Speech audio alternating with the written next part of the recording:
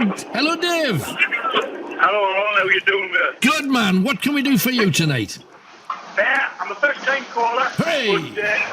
But, not a first-time listener. First time I listened to you was back in '85. Hey, well, thanks for sticking with me, mate. Appreciate it.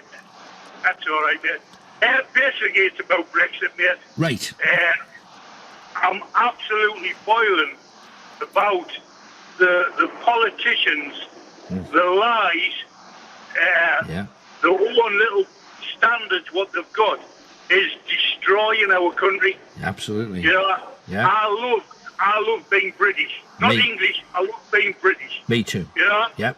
And what they've done to me is made our country, from day one, from when the referendum started, they made our country look weak, Yeah. split, and the Europeans have jumped on that straight away. Yeah.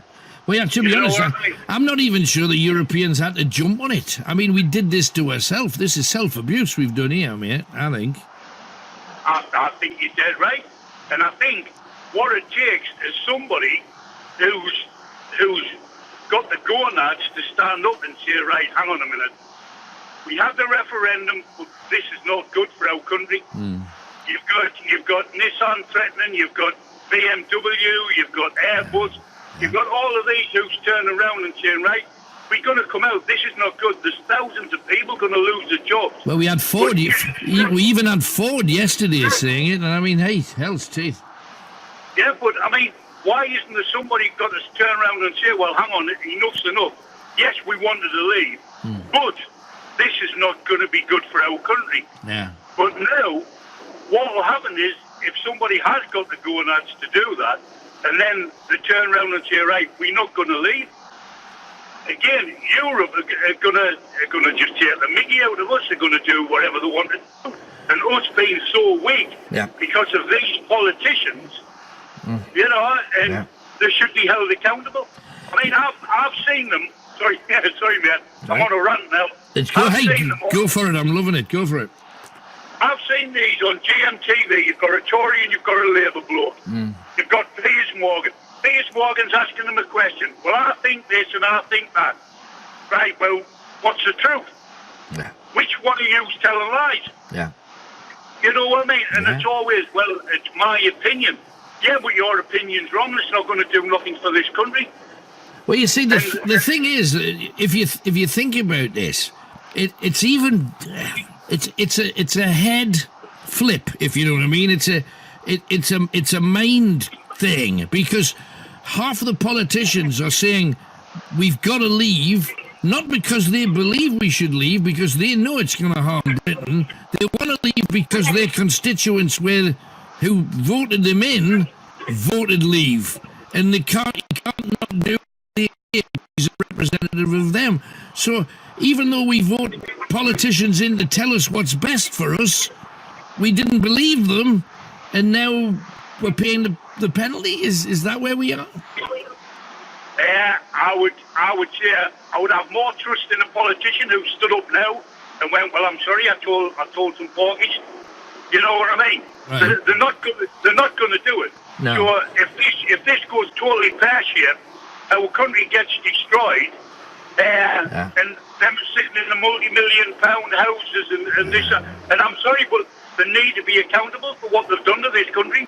It's like, it's not as bad as like a war crime, but in a way, it is, because they're physically destroying family homes, the way people live.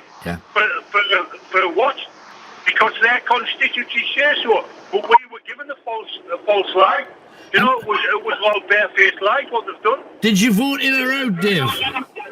I voted out now. Right. I really did, because I still think we should have control of our own borders. Yeah, I agree. But you see, when you read the paper, this is funny, because I said that. I said, hey, well, at least when we're out, we'll be in control of our own borders. And a lady rang up and said, have a look at Section 17 in the deal we've got with Europe now. And I looked it up, and in there it says, Britain has the right to allow in or out anybody that it chooses. It can ban anyone it wants. It has full control of its borders. So, for example, if we wanted to say, let's be like America. We're only going to let people in who will benefit the country, nurses, doctors, people who have a job, people that want to invest. We can say, you can come in, but the rest of you can't. We already have that power. So I'm thinking, well, what other border power do we need if we've already got that? It's just politicians are too weak to enforce it. Yeah, totally agree with you, mate. And I mean, look how weak this country is with this girl who wants to come back into this country. Yeah. You've got people saying, oh, well, I will bring her back. How are you, man? I mean, that's what kicked off the referendum in the first place about shutting our borders. You've got another country just at the bottom of us, bloody France, who doesn't like us, and they say, well, they're going to put their border, they're just going to push everybody to the bloody English Channel. Yes. Yeah, but you see, this is... But how come people who... Because, I mean, you voted out, so I'm sorry, I'm going to... Because of that reason, I'd jump on the other side of the fence and say, you voted out, so that you're doing. Did you really think the French were going to say, hey, don't go across that channel to Britain once we weren't part of Europe anymore? They were always going to say, help yourself, can I find a fishing boat for you? Well, it's not the case of just the French either, is it? No. It's when they land in Sicily, when they land in Italy, when they get into Turkey, and they go, no, just head that way. There's a map in the compass.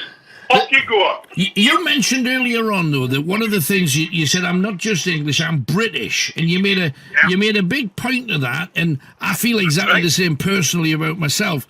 One of the things, I hate the fact that racism's kicked off on the back of it, because everybody thinking, well, we obviously hate foreigners because we voted that way, and that wasn't the reason we voted at all. Not most people anyway. But it's the fact that if Brexit happens, Scotland will be independent. There's no question of that. Ireland, at some point, will go independent and will more likely be assimilated with Southern Ireland. And I'm sorry, but I love it the way that it is. I love the fact that we've got, you know, all the Celts together kind of thing. And I would hate Great Britain to be England and Wales, you know. Totally agree, mate. Totally agree. I've got another book there as well. It's Jeremy Corbyn.